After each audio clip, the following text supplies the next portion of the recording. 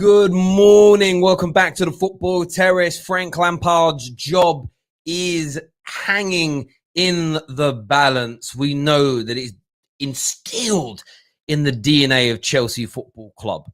We know it's instilled in the DNA of Chelsea Football Club to sack managers when they're not doing well, even more so when that manager's poor form brings the club into disrepute, embarrasses the club. Too many negative headlines. There's no doubt in my mind that Lampard only has a handful of games to turn things around. And it isn't personal at Chelsea. It's business. It's always business. Roman expects results, and he expects them very, very quickly, especially when he's invested over £300 million in new players. Over £300 million has been invested into new players. That's been transfer fees alone since Lampard has been appointed. Of course, they weren't all bought under the instruction of Frank. Pulisic was a Sarri deal. But of course, that's still a £60 million player that was added to Frank Lampard's squad. They sanctioned the £40 million deal for Kovacic. Still a £40 million player that he has at his disposal. The investment has been beyond significant for Chelsea in this past 18 months, and they are sitting 8th in the league. Now, we know things are very tight. We know the league table is very, very tight as things stand. But what you start to see now more and more every day are the kind of the Chelsea hipsters, that those positive Chelsea fans who, they're the ones who tried to spin to us that Havertz could play 8. They're the ones that tried to convince us that Timo Werner was actually a winger and not a striker. They're the ones that told us that Tammy Abraham wouldn't see a reduction in his game minutes on the field this year. I think there's been 40% reduction in major games and about 30% reduction overall for him. So, these are these continually nauseating positive Chelsea fans that won't have a bad word said about the new process and the cultural reboot. They are starting now. They are starting now to see the wood through the trees and understand that Frank Lampard is struggling massively. And that, I think the fans, in the end of the day, the Chelsea fans revert to type as well. Chelsea fans are almost the embodiment of Roman Abramovich. They want managers sacked when they're not performing as well. It's as simple and it's as straightforward as that for me. So I wouldn't be surprised if Lampard suffers one more defeat in the space of the next week or so, if he doesn't get himself onto a run of 3 or 4 winning games on the bounce, his job is pretty much done. But the question is this morning for you, the viewers, whether you're a Chelsea fan, whether you're a rival, the link for the StreamYard for StreamYard for you to call into this show now live on the air is available below. I want to hear from you. Your views and your opinions are actually worth a lot more to me than that of a journalist and that of a professional pundit on the television. I want to know what the people of football think. I want to know what Chelsea fans have got to say. You don't need to be a YouTuber. You don't need to be a blogger. You don't need to have a big social media presence for you to take part in this show this morning. You can call in and have your say. Now, of course, we will respond to your comments, member comments. So you see the members, you can join up for as little as 99p, and super chats will always take a priority because those people are spending their hard-earned money to contribute towards a Football Terrace. I'll always take a bit more time to go through them. But has Frank Lampard, in your opinion, got a future at Chelsea, or does it all does he look lost? Is it all lost at sea now? Is it over? Is it done? And if you want him out, who do you think can come in and rescue? Who do you think can come in and rescue this season? Galvanate these players, gel them together, get the best out of Timo Werner, get the best out of Kai Havertz. These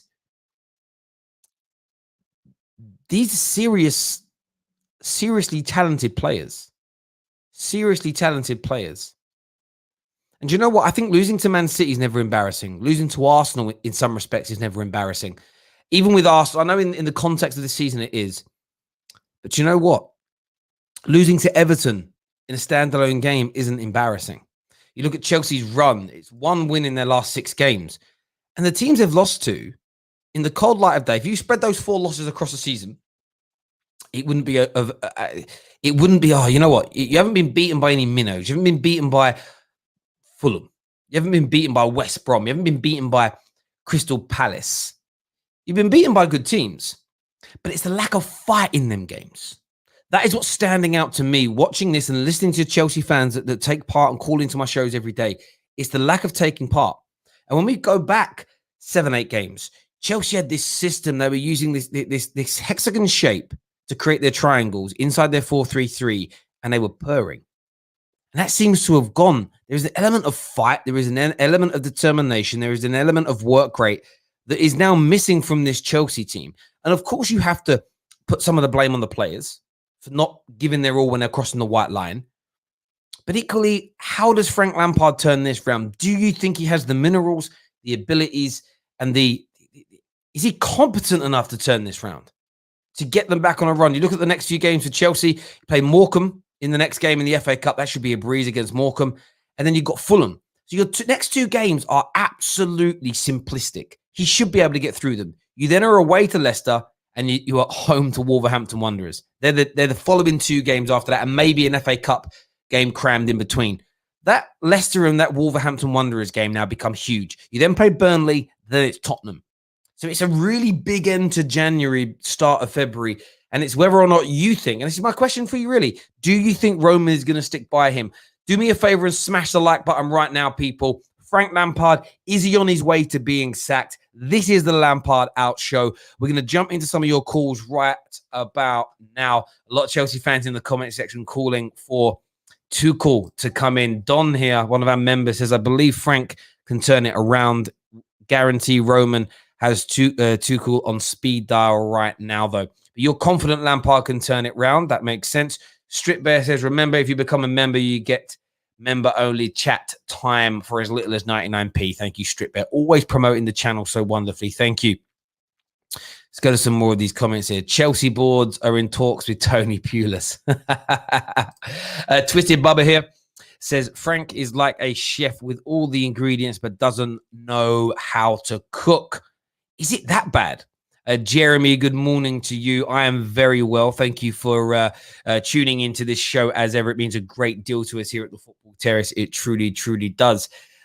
Luke here says, yesterday for the third goal, I think only one or two players were sprinting back. That was disgusting.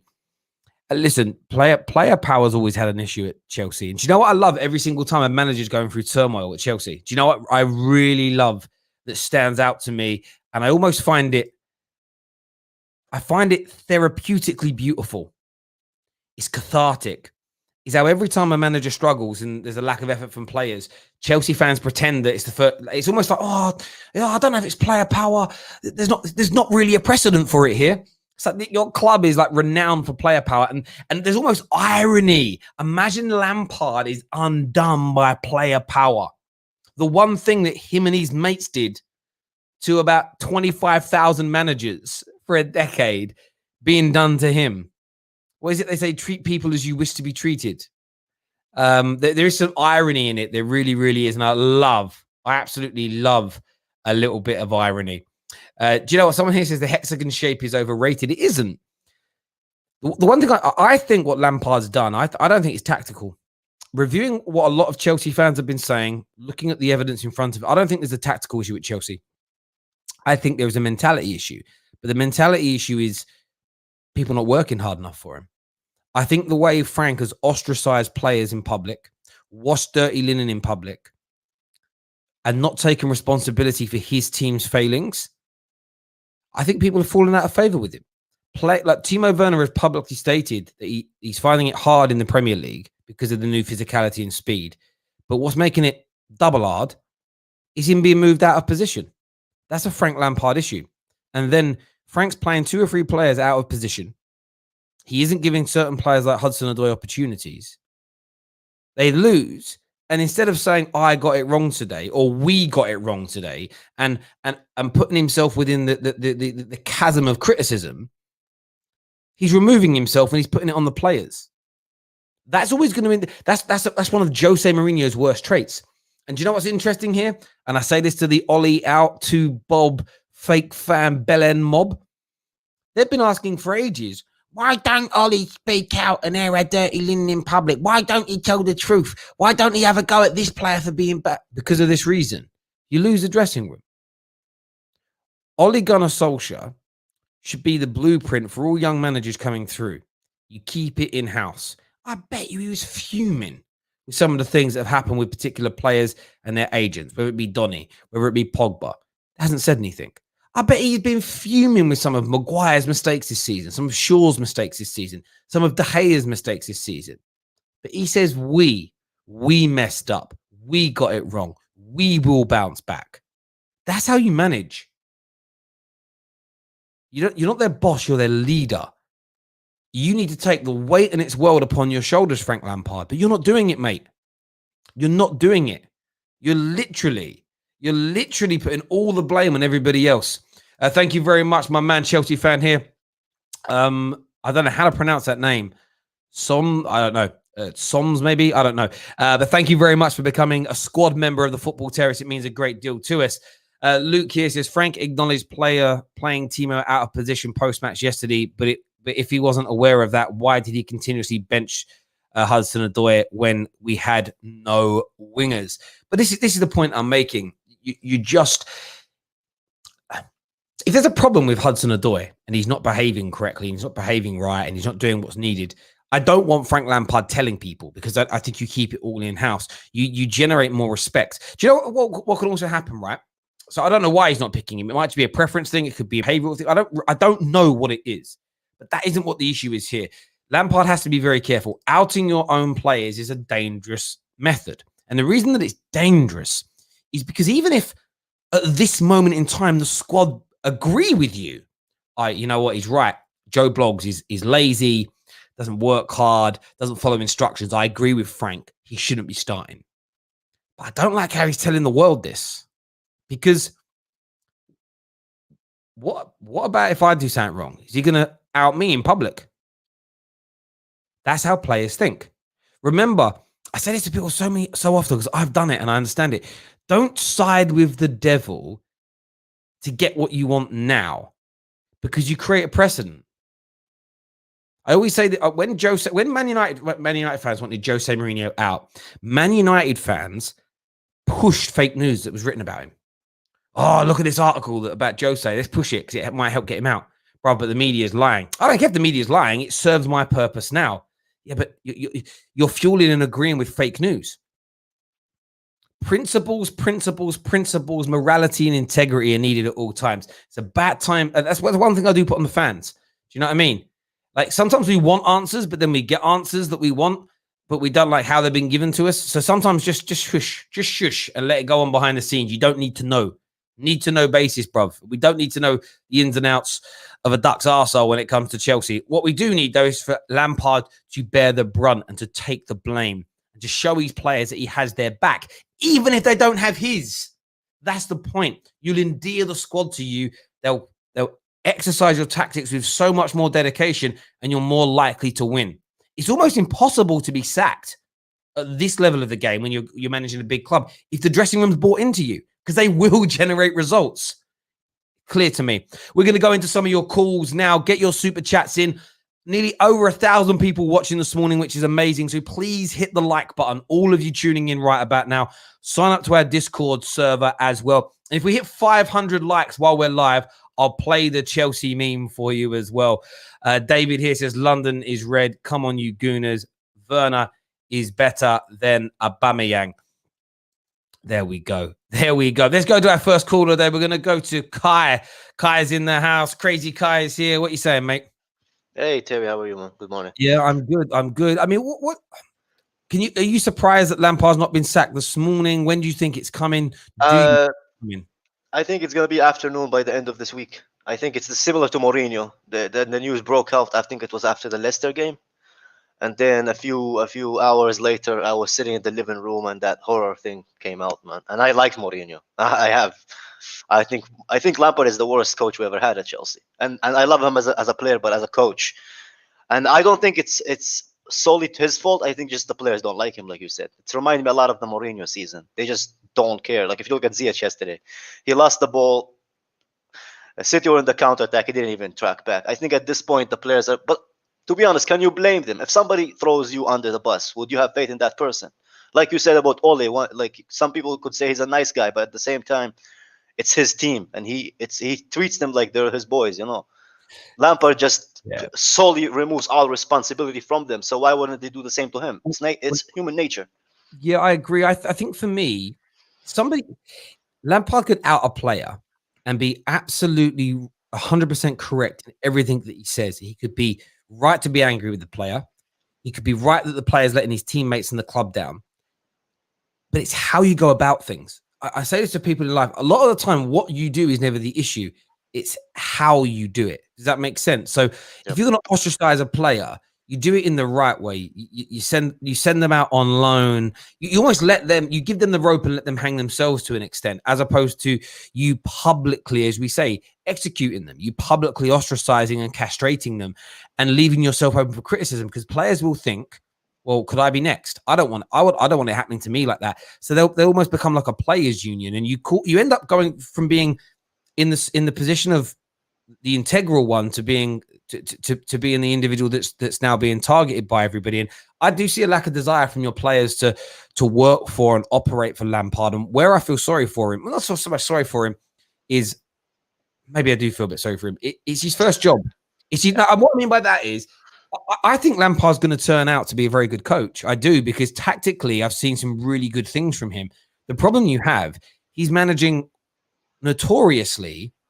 I think Chelsea, of the elite level clubs in Europe, is notoriously the hardest club to be manager at, because the expectations are always so high. There is a tradition of player power, and the owner doesn't care who you are to a degree. If you're not performing when big money has been spent, you get sacked. And Chelsea don't treat people with a great deal of respect.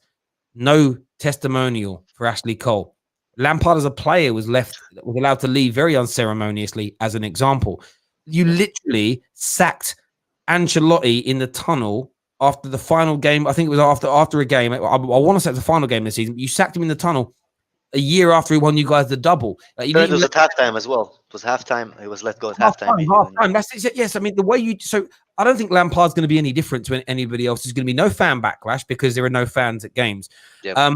Lampard's gone about this in the wrong way, and I think it's testament to managers who keep things in house. Yes, you'll get fans say what you've said. Ollie's soft because he won't shout. He won't criticize. We have a day United fans. I'm now Ollie out. Why? Because he didn't publicly call Paul Pogba X, Y, and Z after his agent said what he said. Yeah, because we don't want it being aired in public, do we? We don't want the dressing room to not keep working for Ollie. Nah, I'm done with him. I want a strong manager. It's not strong to publicly criticize your players. It's actually the opposite. I agree. I agree with you, Terry. I said the way Ole did it was right. He kept it in the house. Whenever you throw the players under the bus, not even the players, just any if you're any managerial job and you throw your team under the bus, they're gonna think this guy is just trying to get all the blame on us, and he's gonna wipe his hands off of us. And I think once you go down that road, it's a very dangerous way to come back, especially in football, because those players at the end of the day are the one who decide your future. Of course, absolutely, and I think that he doesn't appear to have very many friends in that dressing room. Is there anything that what can he do? So tell me what Lampard can do to turn this round. I think he started with kind of a good thing. I didn't mind the lineup we had against City. I mind the matter of which we lost, the game in the first 30 minutes. I felt like at that point you can see that there's an issue that there's no coming back from, and I think it's very convenient that as soon as 5 minutes before the final whistle, all of a sudden all the English media came out with all these reports that he's already under threat. I looked at it on the timer, 5 minutes to go still before, and they already released those news. So I think they knew something was up before, so I wouldn't be surprised. Yeah, 110%. I think. But I don't think these next couple of games in the FA Cup and the Fulham game. Well, Fulham could be the end if he loses, because Fulham are all, on the grand scheme of things, Fulham are a very easy team to beat this year. You'll beat Morecambe. I think beating Morecambe doesn't save his job. Beating Fulham doesn't save his job. Does that make sense? If he can win both those games 5-0 each, if you then lose to Leicester and don't beat Wolves, those results mean nothing. However, lose to Morecambe, and it's absolute curtains as far as I can see, because you've got two of the easiest games of your season now back to back. A great opportunity to build up some steam, build up some confidence. But that's all on Frank. It's all down to Frank now to actually get this done. But if he's lost that dressing room, who knows what's gonna? Who knows? I don't think he's gonna last that long, Terry. To be honest with you, I don't think he's gonna last. I think. Wait, you attack before the Morecambe game? I think considering the fact that we don't have anything other than this FA Cup, and then we have the next game on the 15th of January, I think the board will think of it as like an opportunity to replace him, like they did with Mourinho before, because they have a lot of time for the new manager to come in, do some stuff. I wouldn't be surprised, To people in the chat, I didn't dodge the question. I answered it now. So there you go, man. Listen, Clive, thank you for coming on, mate, and having your say. Thank you, Terry. Man, thank you. Next up on the show, we're going to have David. David, welcome to the show. Ooh, whatever you're doing, mate, sort that speaker out. We've got another David. David, welcome to the show, mate. What are you saying?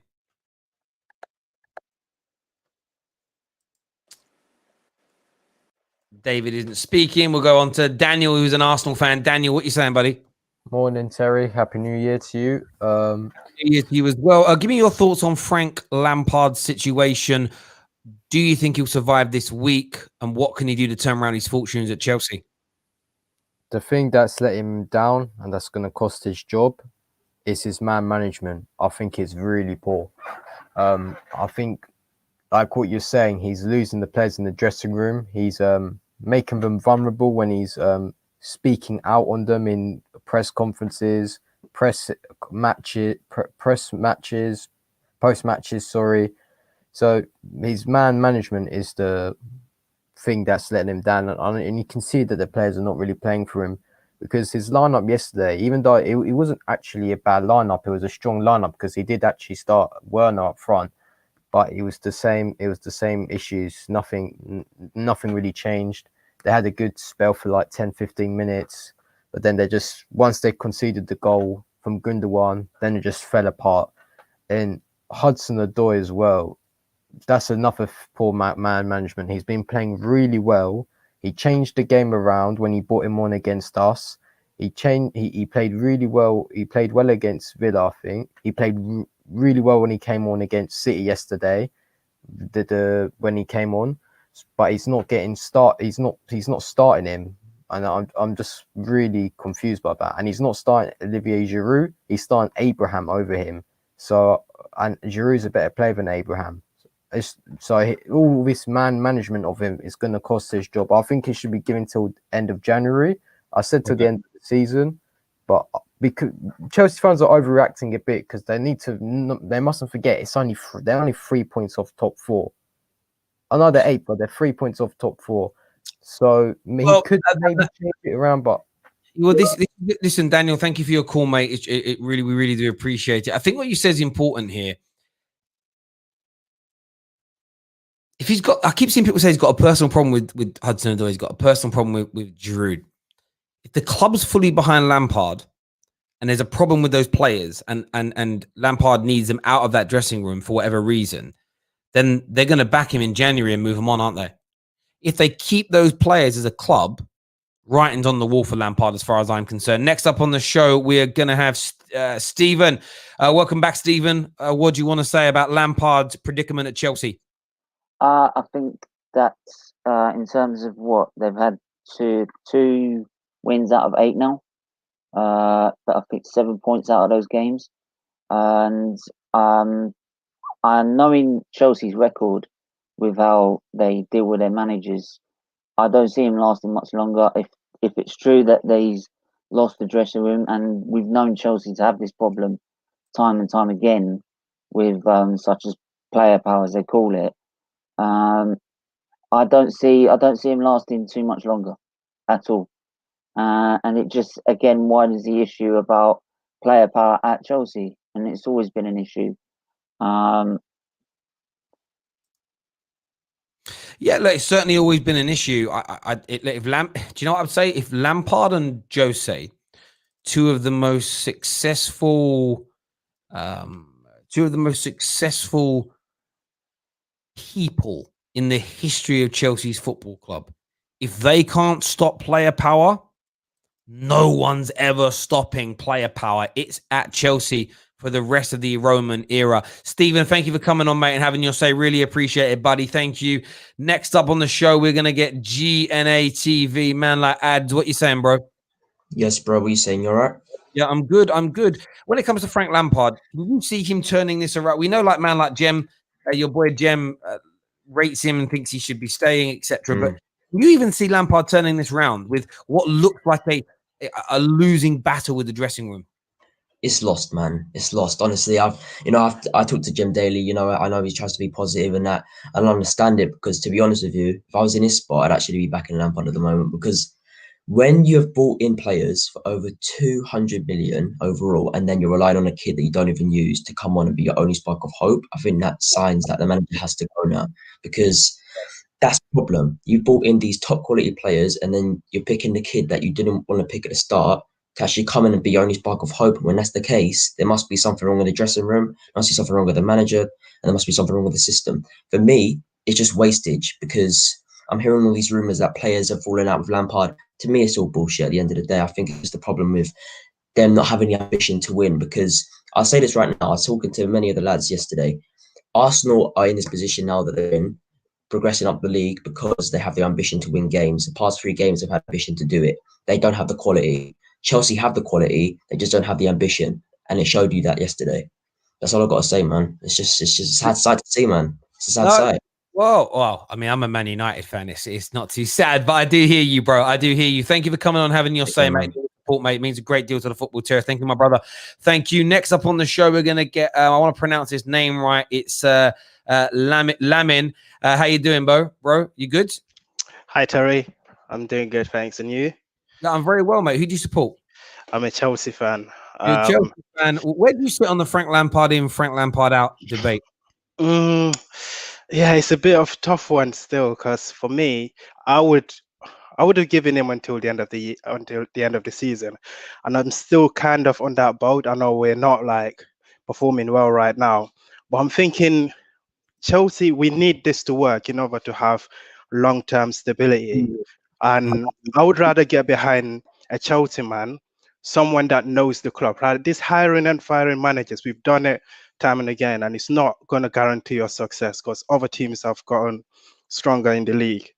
And yes, I do hear all of the other arguments that's been made for Lampard out, but I think we just got to back him. And looking at Ole and the way he's pulled it out the bag, Ole is like the Undertaker, and I'm like, he's actually giving me hope that, okay, if he can do it, surely Lampard can come out of this. And I just think we just got to back him. It's tough, but yeah. Do you know what, Lamin? The one difference with Ole, in terms of what I can see from the outside in, although there was one rumor that got started, and it was in the second international break this season, and it's the first time I've seen under Ole real strong rumors of a dressing room dispute, and it was about Bruno. There was talk about Bruno thinking of leaving because he wasn't happy with the way Ole was coaching. Within a day, Bruno's in the media absolutely shutting this down. There hasn't been a murmuring since, even after a few bad results, after Arsenal beat us and after going out of the Champions League, not a murmuring of player disputes at the club. Ole may be a lot of things. One thing he isn't is a bad man manager. The one thing he is not is toxic in that dressing room. And the players have him on side. Like Paul Pogba has, via his agent, has stated a desire to leave.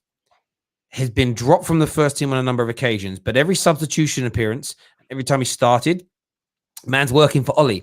And that's what Frank Lampard has got wrong when it comes to Hudson-Odoi and a lot of other players. I think that he's allowing every manager will have disputes with players every single week. It's literally inevitable, but it's how you manage those situations. It's how you resolve those problems.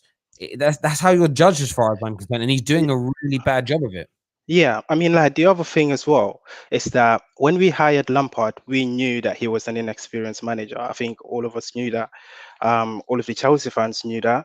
But we were willing to accept that because of the situation that we were in at the time. He is learning on the job. Now it's either we accept the fact that, okay, we have an inexperienced manager who might come through, potentially could become a good manager. He will make mistakes and we just have to stick by him. Ole made a lot of mistakes when he first joined United. He was down and out for me. I did not see this coming from him, but he has rectified those and proven me wrong. And it's either we stick with if I was to ever get behind a Chelsea manager, because I was sorry out all day every day, but if we were to ever back a manager at Chelsea, I think who better to back than a Chelsea guy through and through.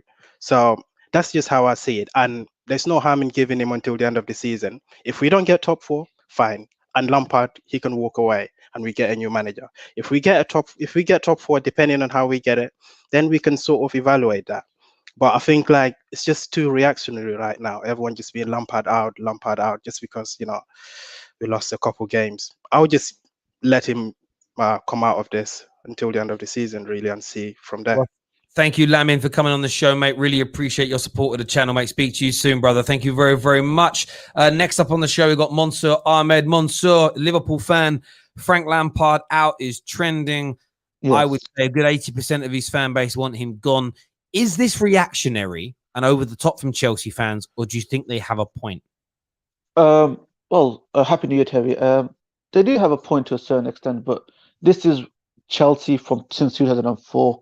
I mean, it's been about sacking managers. If the manager doesn't do well, sack him. If they do well, then keep him on. I feel sorry for Frank Lampard, and there's a certain of me just think that it's his lack of experience that's kind of hit him. Because the reason why I say that is him and Gerrard is probably the best comparison because they both started management at the same time.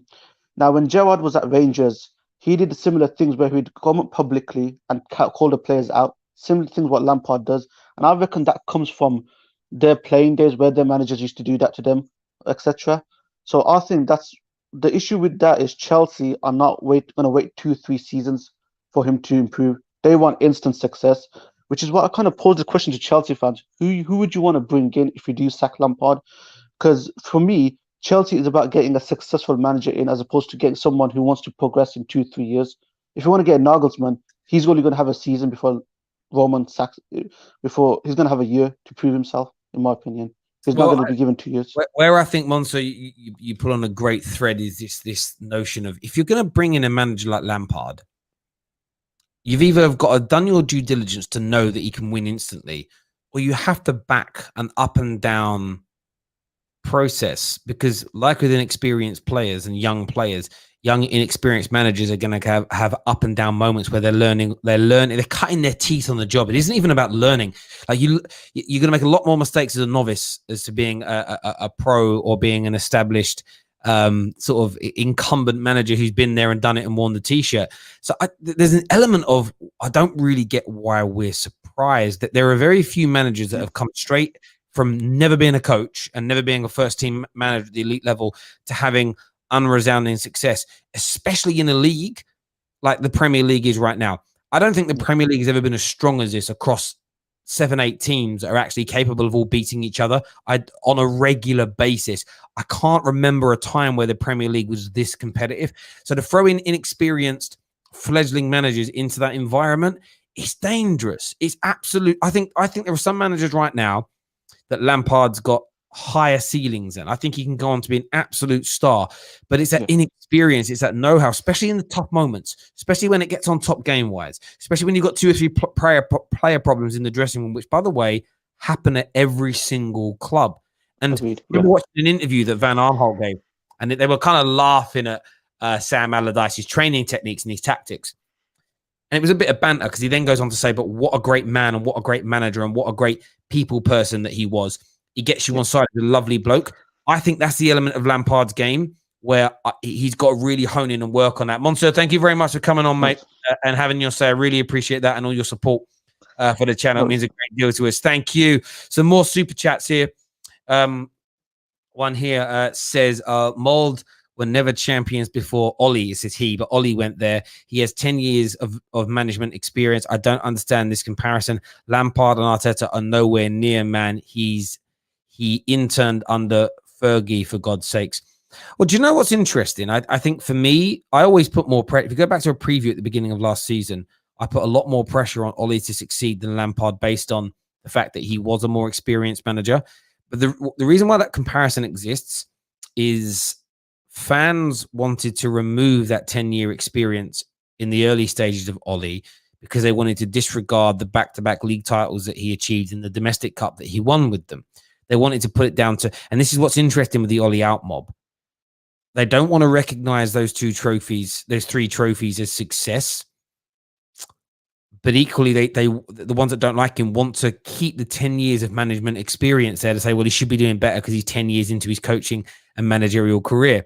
It becomes oxymoronic. It becomes stupid. It becomes embarrassing. It's hypocritical to remove somebody's trophies, but keep the experience they gained whilst winning those trophies. That for me is, again, everyone can see through you. Anybody that has that opinion, the rest of the world think you're a bellend. They think you're a proper bellend, mate. They're laughing at you, not with you.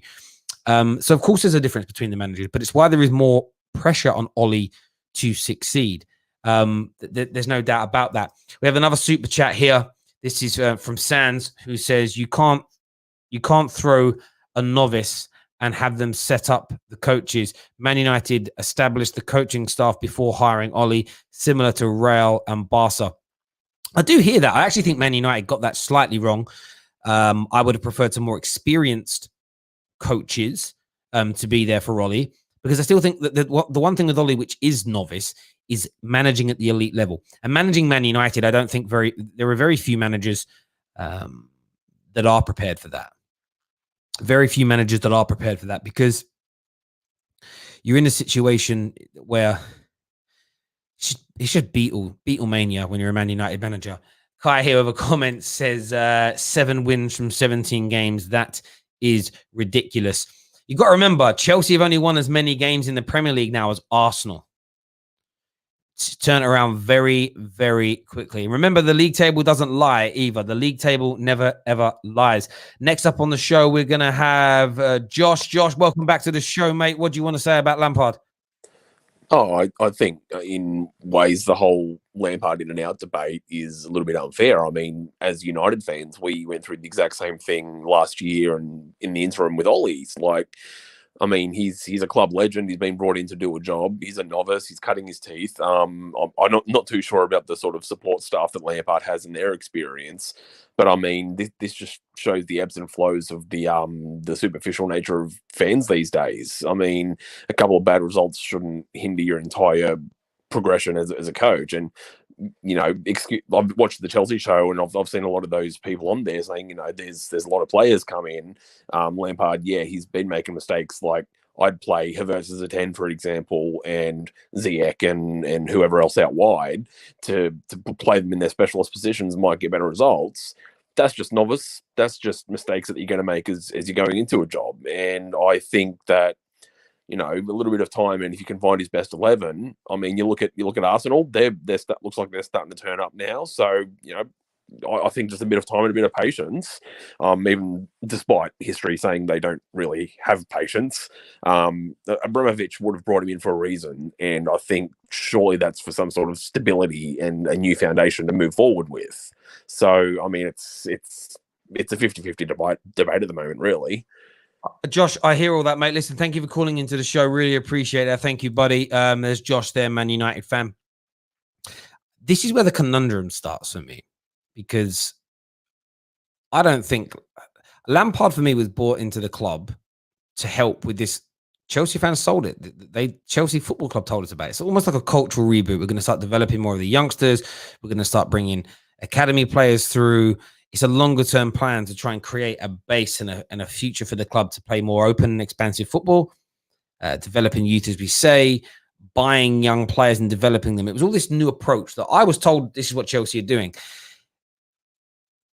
It was always going to take time. There were always going to be teething problems, especially by appointing a novice coach. We're going to go to Monstar in a minute. He's in the back room. Before that, super chat. Hi, Terry. Ollie got kicked out of the Champions League and lost 6-1 at home to Tottenham during his bad period. Chelsea have lost some games in the league. It can turn around. Why are so many people turning on him? I think Chelsea fans are the same as Roman, especially the Roman babies, the ones that have only known Roman success. So if you're sort of 20, mid to late 20s and younger, you just know Roman success. You don't know Chelsea before that. I think that they just want success. That's why I didn't buy into this notion that Chelsea are changing as a football club. I don't think they have. I don't think they will. I don't think that's on the cards for them. I really, really don't. They're turning on him because Chelsea fans want to win the league again. At the moment, they can't. The fans can't see the wood for the trees. At the moment, the fans can't see beyond the end of their nose. They're frustrated and they're angry and they're embarrassed. And they're embarrassed because they predicted much bigger and much better results, and they're seeing themselves fall away. And the default reaction of a lot of football fans nowadays, and Chelsea Football Club are almost pioneers of this behavior, is to just say, right, get rid of the manager and bring somebody new in. I don't think that will solve the problems with gelling the squad together in the medium to long term. It's going to take time. Equally, what does it say about your new approach of developing, having a Chelsea person involved, this new age plan? Is that going to be scrapped? If so, what happens to all these young players? There are ramifications for changing managers, depending on who you go for, what their approach is going to be.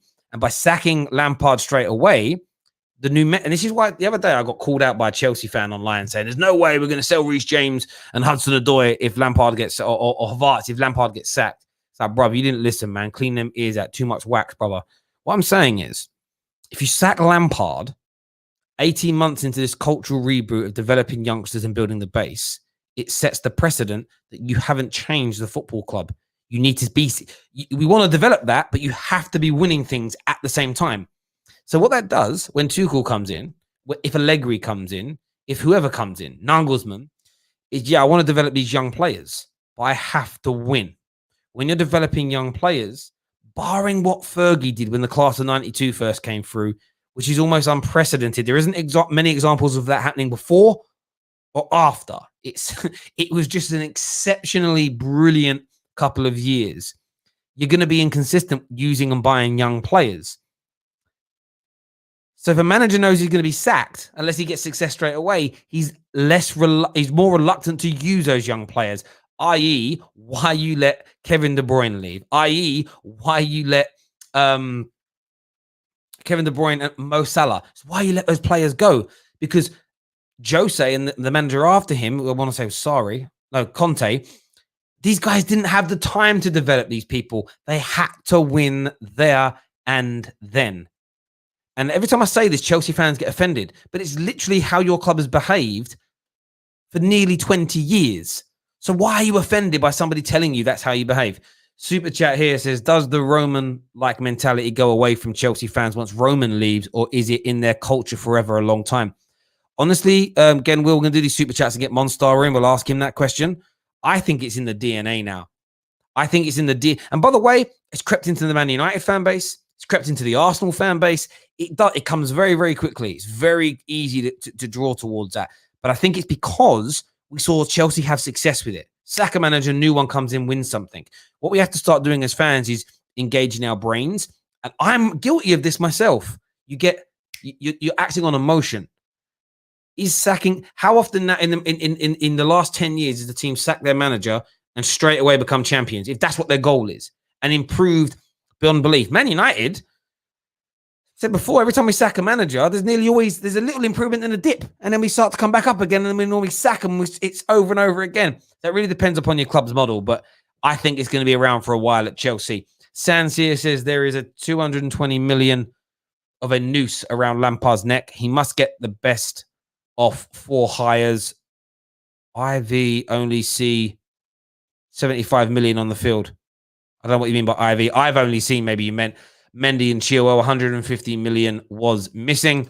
And the bill here says your new Chelsea video should have Anita and Monster, just like you had Igal. It's not fair, but overall great work. Bruv, I did a video the other day. It's called Feliz Navidad. It was a Christmas song we released, and it had Monster and Anita all over it, bruv.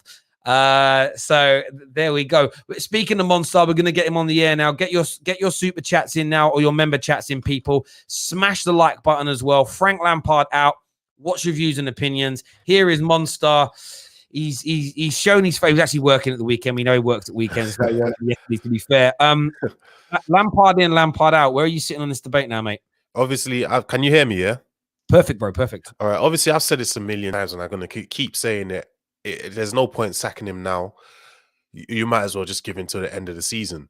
But at the same time as well, the issue I have is that I know people keep saying it's a project, it's a process. I hate the word process because whenever a team or organization trust the process, it never actually works. Do you know what I mean? But the issue I have is that although we understand it is a long-term project, within a long-term project, there's always small-term goals you have to reach. And obviously our small-term goal this season is getting to the Champions League. Now, can I ask you, Terry, if Lampard doesn't get Champions League football, is that not a sackable offence in your opinion? If he doesn't get Champions League football, yeah, I always think context is required because Lampard isn't accountable for how good other teams are. Yeah. So if the growth of, if Man United and Man City and Liverpool right from this point just go unbeaten for the rest of the season and they're winning nearly every single game, it leaves it one place between the other 7 teams that are challenging for it. So it becomes a little harder. Equally, though, where Lampard needs to, you can look at Lampard and say he isn't getting the best out of his teams. I think he's losing people. I think man management hasn't been great because you've got talent out there. I just don't think he's putting an arm around people enough. I know Lampard. I know Klopp gets a lot of stick for this. He just needs to hug a few people, metaphorically. Like he just needs to make them feel good about themselves. And you know what? When Pogba was getting all these crap the other week, and they tried to sort of bring. And then we went out of the Champions League and they tried to blame it on Pogba. You sort of saw Ollie say, Pogba, come on, was brilliant today. Now, there might have been a part of Ollie that was thinking could have said that he was good when he come on, but his agent really just has marred this last few days. That would have hung him out to dry. And I think that would have created a kind of bad taste. And you might have some of the players in the dressing room think, do you know what? You're right, Ollie. But I don't like how you've outed him in public. What if I do something wrong and my agent makes a mistake and you out me? I don't want that. And people turn. So I think that's where Lampard needs to improve. But if you don't make the top 4, considering the investment, and I know, again, in the summer, Chelsea fans didn't like hearing it, but it isn't just the 250 mil this summer. It was the 100 mil invested in Champions League. Well, the 100 mil that was invested the previous summer in 2 new players. So, I mean, imagine how much harder last year would have been without Pulisic and Kovacic. So Lampard had that advantage. So it's 350 million pound of new players in 12 months. No one's saying you should be making them gel and make you champions, but there has to be better performances. He has to get more dedication out of these players because that's where you can call it a failure. Not so much the league position. If they were dedicated and the football looked good, but you're just not good enough for top 4. But as you say, there's those milestones of progression and the way you're playing. You can buy into that. But at the moment, you're dropping in the league. The performances are not there, and the dressing room that's dead. You add those 3 things up, I think it's untenable. Yeah, I mean, I keep telling people, at the end of the day, we spent 250 million. What people don't realize, the Champions League, just being in the group stage alone, is around 100 million pounds. That, the club are going to be looking at it as there's no sort of a return on investment. Like, people need to realize that football's a business as well. Do you know what I mean? It's not just about, the trophies and everything. It's also a business that's got to keep on running. And the club are going to look at it like, listen, the team you've got before we bought anyone was good enough to get top 4. It was good enough to get top 4 because you got top 4 with them, whatever the context of the situation was. You got top 4. How could you not? And then we brought in some world-class players or, on the way to world-class players. How can you then regress and go backwards? Do you know what I mean? Because that's what it looks like. Chelsea's going backwards. You could say the defense has gotten better, but sometimes when you take Thiago Silva out, Chelsea's defense looks the same as last season. Our attack hasn't really gotten better. The way we play our tactics is gone one-dimensional. We're not really mixing anything up. And we've been found out. We got found out after, I think Mourinho was the first to find us out. And since then, every team has found us out. And, we haven't gotten any better since then. Well, what's interesting, though, it was those games between your 7-6, your sort of 12th and 13th game last year and your 17th game. The form's almost identical. You lost 4 or 5 games between your 12th and 17th. You lost 4 of those games last year. Looking at the form table from last year, you lost to City 2-1. You then got beat 1-0 by West Ham. You beat Aston Villa 2-1, and then you lost to Everton 3-1, and you lost to Bournemouth 1-0. And it's almost identical this year. So not the same time of the year in terms of calendar, but games being played. There's something in that. I mean, I think there's something in. You get to a certain point in the season, and it all goes a little bit skew with, and it reminds me a little bit of Arsenal. Do you remember Arsenal used to get to February, March, and then it would always fall away? It's like you're creating this sort of timing of the year where it goes wrong. And these are things that are down to Lampard to resolve. Where I feel sorry for him, you're 3 points worse off now than you were this time last year as well. So there's points wise, there's a regression, but it's a stage that it's hit. You're good, like start off a little bit sketchy, really good run, and then you hit a bad period.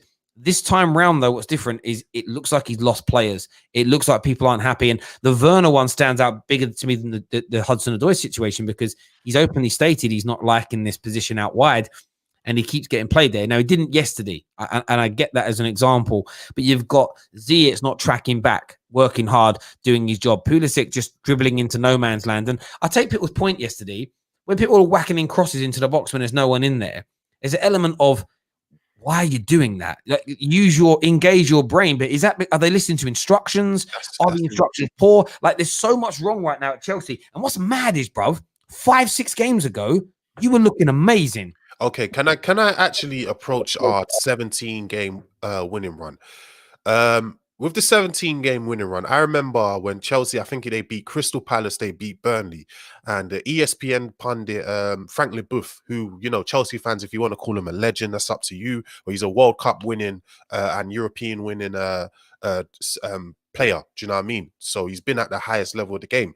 When Chelsea were winning against Crystal Palace and these teams, Frank Leboeuf came out and said, I'm not convinced with Chelsea. It's the same tactics. All they're doing is crossing the ball. They're passing sideways. Werner's making runs. They're not finding him. And Chelsea fans were slating him. There was a lot of people making videos and things like that. No one wanted to listen to what he's saying, because obviously we were winning at that time. Now we've got we've gone on this run, this losing run. Everyone can now see what Frank Leboeuf was saying. And I was one of those people who didn't want to hear what Frank Leboeuf was saying. But now going back to it, I can actually see it. Like you said, we're crossing the ball. I think yesterday we had 17 crosses constantly. And then it's like, Werner, I could see Werner making runs yesterday, no one there to find him. And I think that is down to the manager, because at the end of the day, players play based on managers' instructions.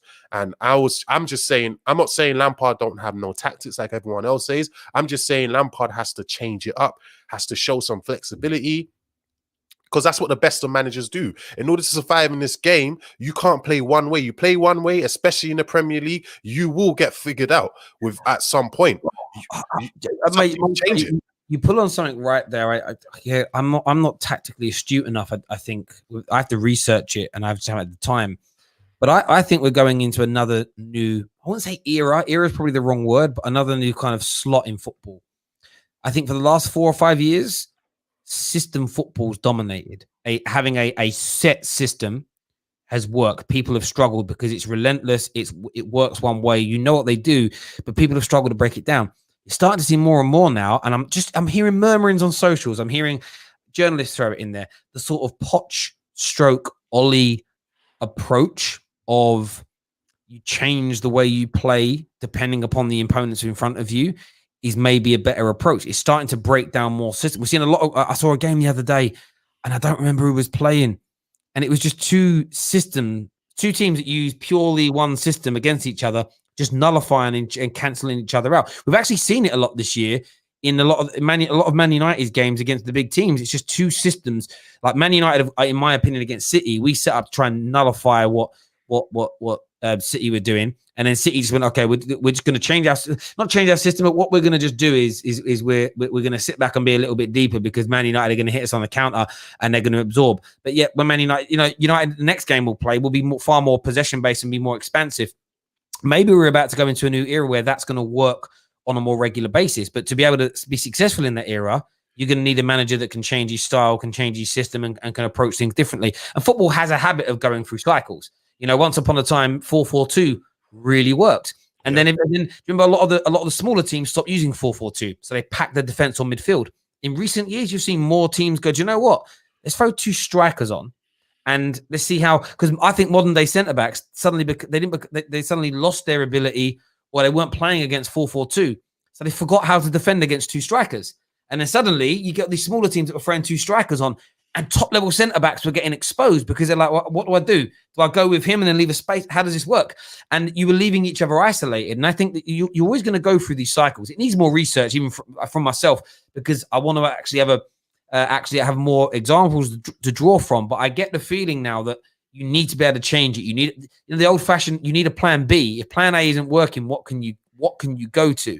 And we'll see what happens. I mean, maybe that's a reason why you've seen Pep and Klopp's points per game total for over a year now slowly start to drop. Maybe having one system and one size fits all is just dying out, and you've got to go a different way. So with Klopp, yeah, people say Liverpool do a lot of crosses, like they throw in a lot of crosses, but then also when that's not working, you're going to see Mane and Salah, they're going to start drifting in and taking people on, trying to beat 3 or 4 men or whatever. Or against Chelsea, where you see it wasn't working, what did you see? Jordan Henderson put a freaking 30-40 yard pass over the top to whoever's in there, and that is the difference between us and other teams. And what scares me the most is that now where we are good. Chelsea have players or whatever.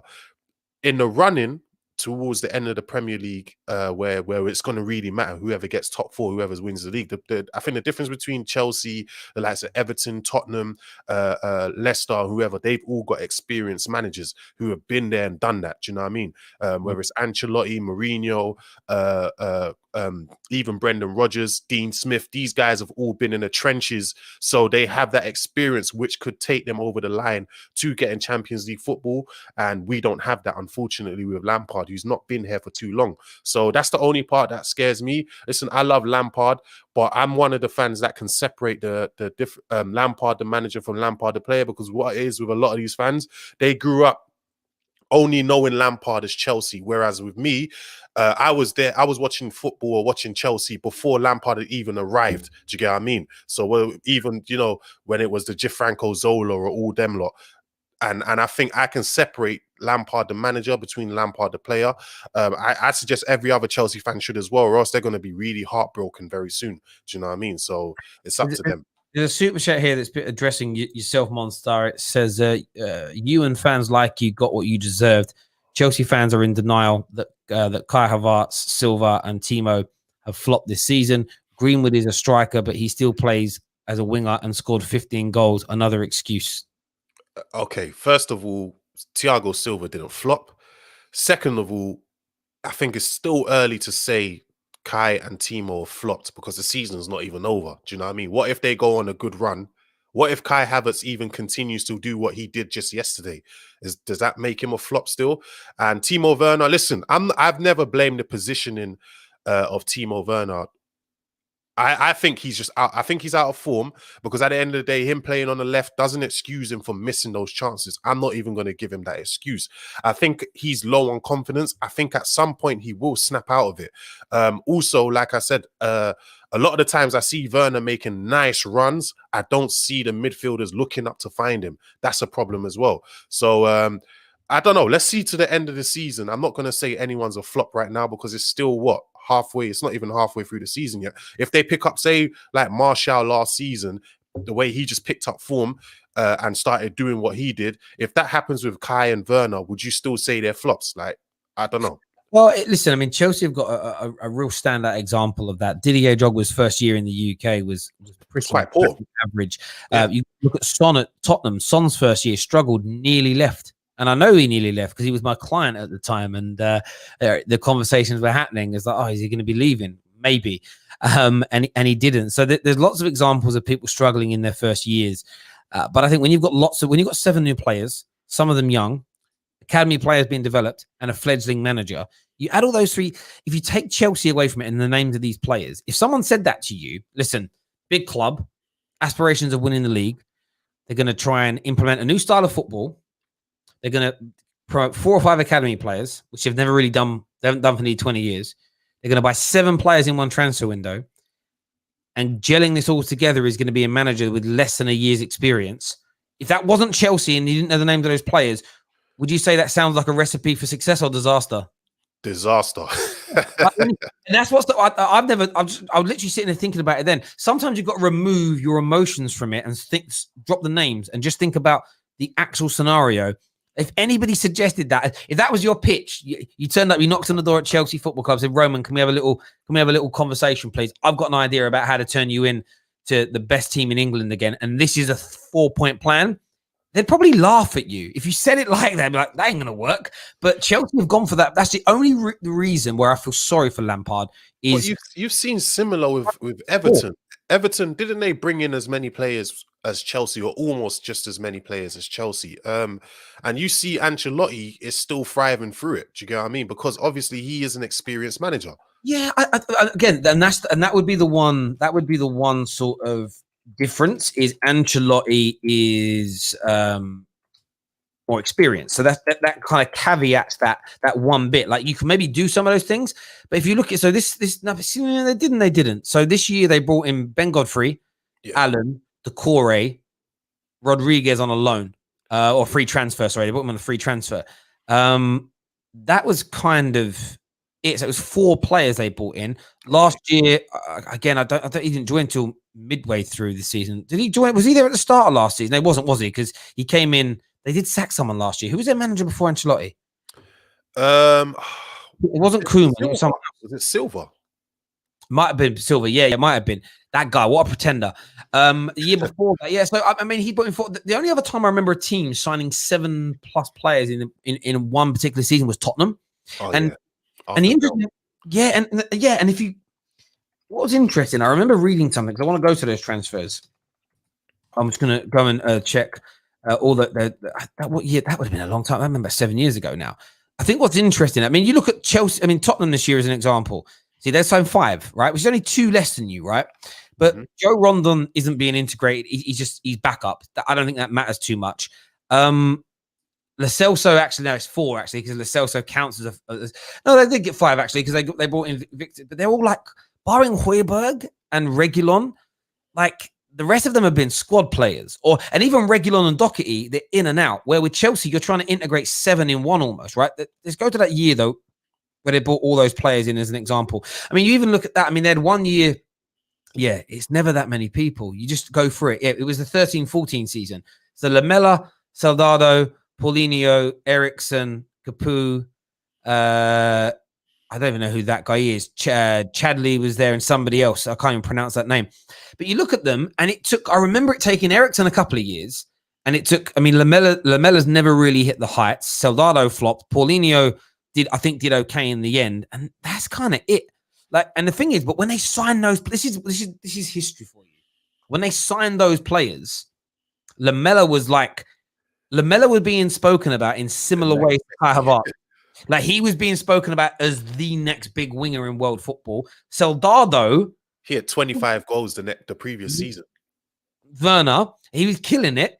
Paulinho was this sort of up and coming Brazilian. Eriksson, the creative spark coming out of Ajax at the time. I'm not too sure what was being said about Chadley and Capoue, but they signed 4 players there where the world was like, wow.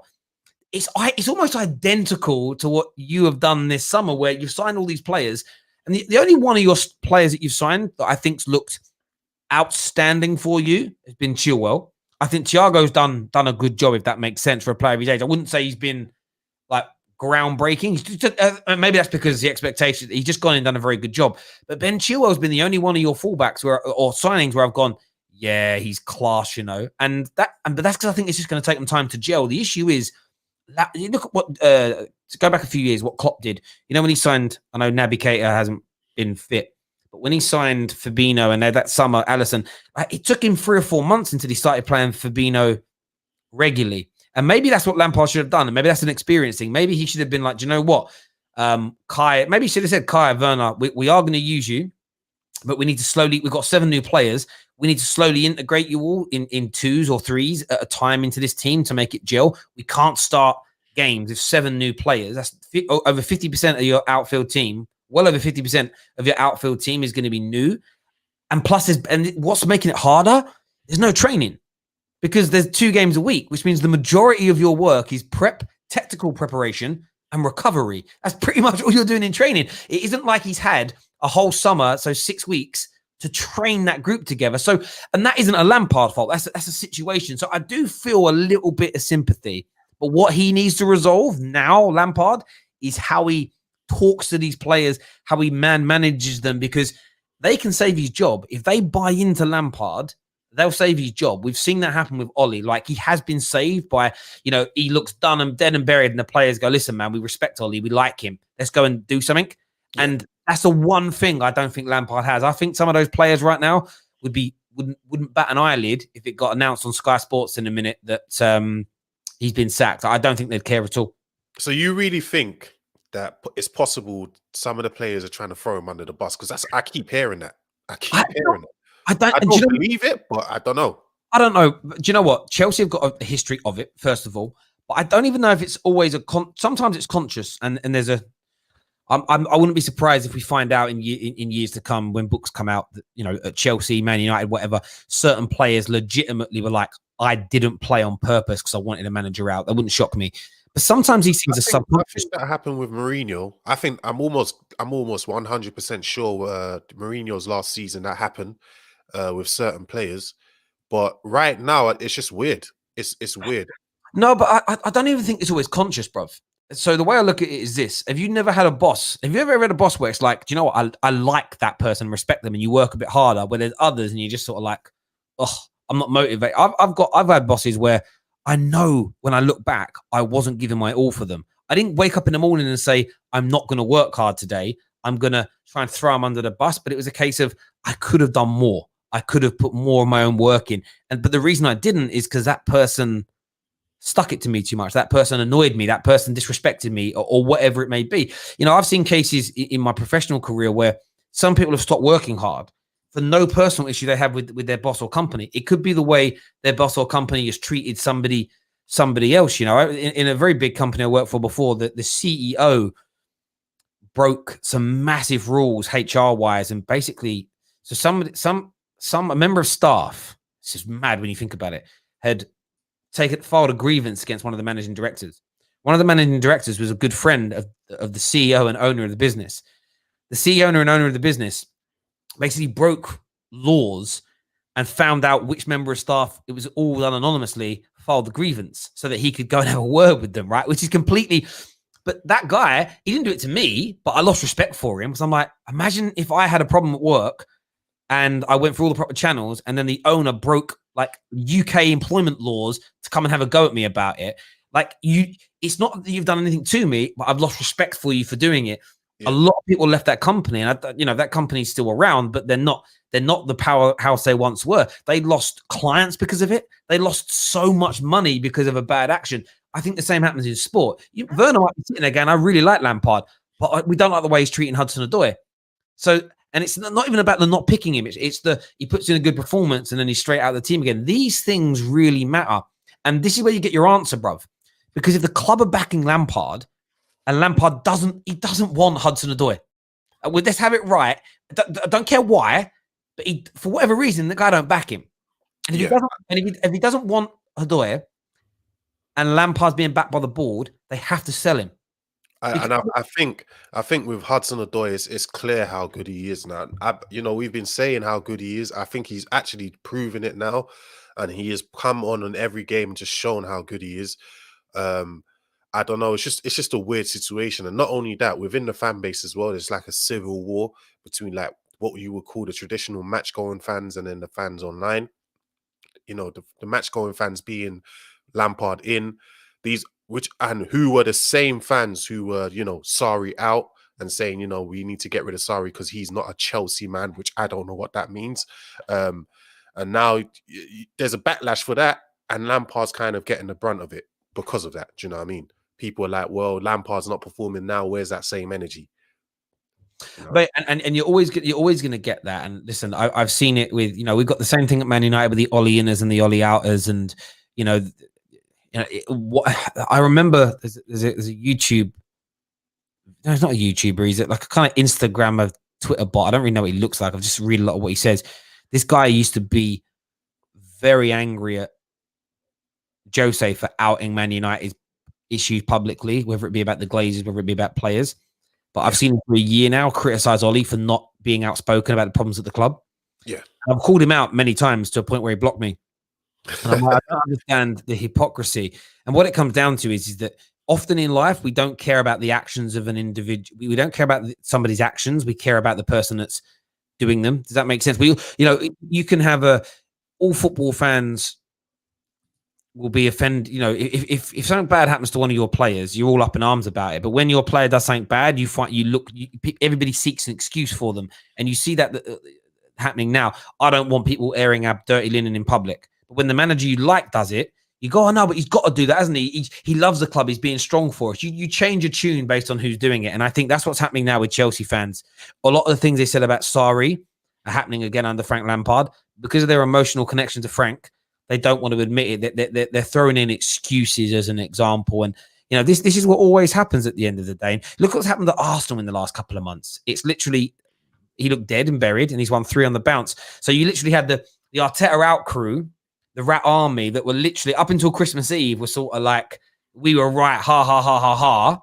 Many people jumped ship and went across. They win 3 on the bounce, and now the Arteta inners like, we were right, ha, ha, ha, ha. And it's almost like the tables have turned. And do you know what? In another few weeks, Arsenal will lose some games again, and it'll be roles reversed. That's the one thing I think about social media that I find entertaining but infuriating at the same time, is the battles amongst fans have become almost as entertaining as the football themselves. Like, I'm not going to lie, when Arteta wins a game, I look forward to seeing the Arteta inners versus the Arteta outers on social media. It's become an industry and an event within itself. And I think, you know what? I don't think there's any point fighting it. I think it's just here to stay. It isn't going to, and it's so reactionary. It can be based on one game. Like, Ollie could win 10 games on the bounce, or Lampard could win 10 on the bounce, lose one embarrassingly. See, told you weren't good enough. Equally, he can lose 5 on the bounce, win one very well, and his supporters will say, see, told you he was a good manager. It's like one result changes the world for these people. It's bloody amazing. I just like bantering it, if I'm being honest, because it's a bit of a bubble. It's a bit of a bubble. Do you know what I mean? But listen, everyone who's tuned in this morning, thank you very, very much. Back this afternoon, going to have James Redmond on the show to preview Liverpool's game, and what a big night it is in the Premier League this evening. Don't let it be understated. If Liverpool drop points, it's advantage Man United. If they drop points and United beat Burnley, which is highly probable, United go into the game at Anfield on the 17th of January ahead of Liverpool. A positive result in that match, and there could actually be a genuine gap between the two teams. That would certainly throw the cat amongst the pigeons. And I'm not seeking additional Man United support for these two things to happen, because I don't care if people support my club or not outside of Man United fans. But if your club's got ambitions of winning the league this year, Liverpool dropping points tonight is important for everybody. But Man United going in front of them and beating them, I think, is equally more important. And I said it the other day, I don't like the idea of it just being Man United and Liverpool in a 2-horse race. I do from a romance point of view, but on a real sense, no one in the league is as good as Liverpool when Liverpool are at their best. I think the best way to make Liverpool crumble is for them to have 3, 4, 5 teams chasing them down. I'm talking Jason Bourne style. You need assassins coming from everywhere, trying to get the individual. Do you know? That's what always annoyed me about the Jason Bourne films. I'm like, listen, you got about 30 secret assassins. Send all 30 after him at once. He'll never survive. Like, why are you sending one at a time for, bruv? Let's take out your best guy. That's what we need to do to Liverpool. It needs to be everybody coming for them to feel that pressure. And then what you then got to hope for is that your team then at the end comes out on top. But it's going to be a massive night tonight. City are creeping up as well. They got one outstanding game. They win that. They go 1 point behind you, the top of the pack. No, they do. And they've come out of nowhere after looking really out. Do you know what was mad as well? Chelsea have seemed to rejuvenated both City and Arsenal, because City have struggled to score all season. They played Chelsea and they could have won 5-6-0. Same as Arsenal looked awful until they played you. Since then, it's like, who's this Arsenal team? Chelsea, you just literally you're the rebirth of the struggling clubs at the minute. They should be thanking us. And I think Man City, their resurgence is down to, remember, even when they were on a bad run, they have no pressure. I didn't hear a peep about it. That's why I've not even noticed about where Man City are, how they're creeping up on the top. Because I've not heard nothing from the media with regards to them. It's just been silent on them. Bro, that's the advantages of being a tiny football club. Like it is true, no one cares. Comment says Bourne was awesome. He would take 30 out. Now listen, Jason Bourne was all. My friend, actually, a good friend of mine, Joey Ansa, was actually in the Bourne Ultimatum. He played Desh, the main assassin in that film. A good friend of mine that I grew up doing martial arts with. Great films.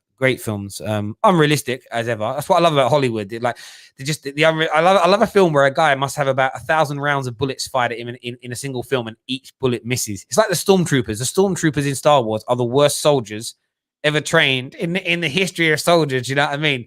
Had it taken 30 years to take out Han Solo, unbelievable. Listen, everyone, it wouldn't be a good film. Can you imagine you start a film and in the first scene, all the main characters get shot and killed like it's real life? Film done. Listen, everyone who's tuned in, thank you. I'm sure the Lampard news is going to continue throughout the course of the week. Smash the like button for us. Hit the share button. I had another super chat just before we finish there. Actually, I don't want to disrespect it. It says Prem is the best. UEFA, give us back the 5 Champions League spots. Did we ever have 5? No, I don't remember us having 5. But even if that's the case, in order for that to happen, the Prem has to. It's based on even if that was happening, it would be based on coefficients. So the Prem would have to be performing in Europe as well to get that. Yeah, do you know what I think the problem is with us in Europe? The stronger our league gets in terms of the more teams that develop their strength, I actually think the harder it is for us to compete. The worse we get in Europe, because you end up spreading the quality across all the teams as opposed for it being top heavy in 3, 4, 5 clubs.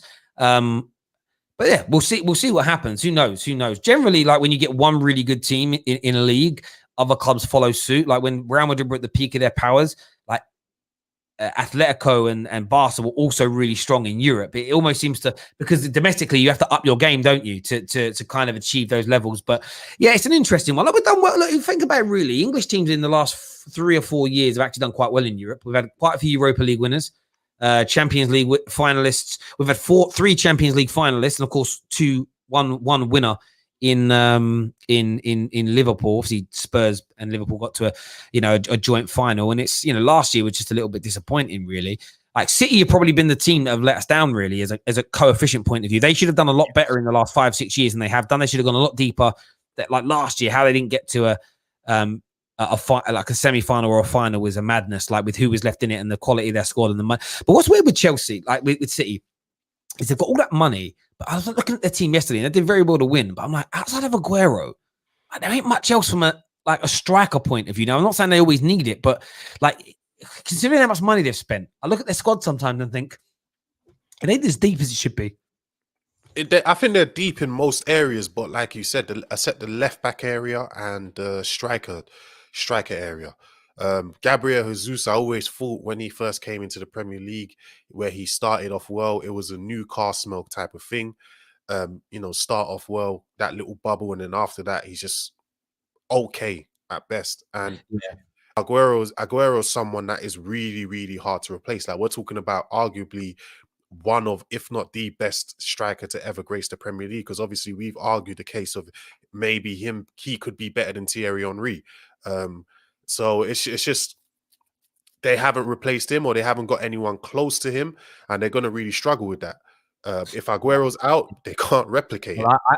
I think again, I don't like saying this because they could do it. If they need to go and get a great striker, they need to go and get, like, if they sign Haaland with his goal scoring ability, if Haaland walks into their team now, they'd walk the league. I think he could have almost a Bruno impact in terms of his determination and will and fight and leadership qualities, even at a young age, would shine through. I think it would boost everybody. But he would just be, imagine the amount of time that ball runs across that 6-yard box in the way City play, he just lap up goals for fun. I guarantee you, if he signs for City and City keep Pep, Haaland will break the goal scoring record in England. I don't think they'll get Haaland. I think the perfect replacement for Aguero is Lautaro Martinez. Plays exactly the same way. They're like twins. That would be the perfect replacement. And I think that's who they want to get in. Maybe. You know what it is? I've never really felt like Pep has been 100% bought into Aguero, though. I've always thought he's been like a bit of a... just always been there, like a little niggle, like a little something about him doesn't quite work. But look, we'll see, mate. Whoever they do, though, they need to be replaced very, very soon. When I say break the goal scoring record in England, I don't mean Shearer's record, ladies and gentlemen. I'm talking about like an individual season, most goals being scored. But look, everyone who's tuned in, a massive thank you to each and every one of you, all of our new members, everyone that put in a super chat. As I say, we're back tonight, this afternoon, for a bit of a preview show, and then we're doing a live match reaction show to Southampton versus Liverpool, and we're picking team of the week. So we're going to be doing that on the tiering system, so get yourselves ready for that one. It's going to be an interesting debate. Until then, take care, everybody. Look after yourselves. Goodbye. God bless. And we'll see you all again very, very soon.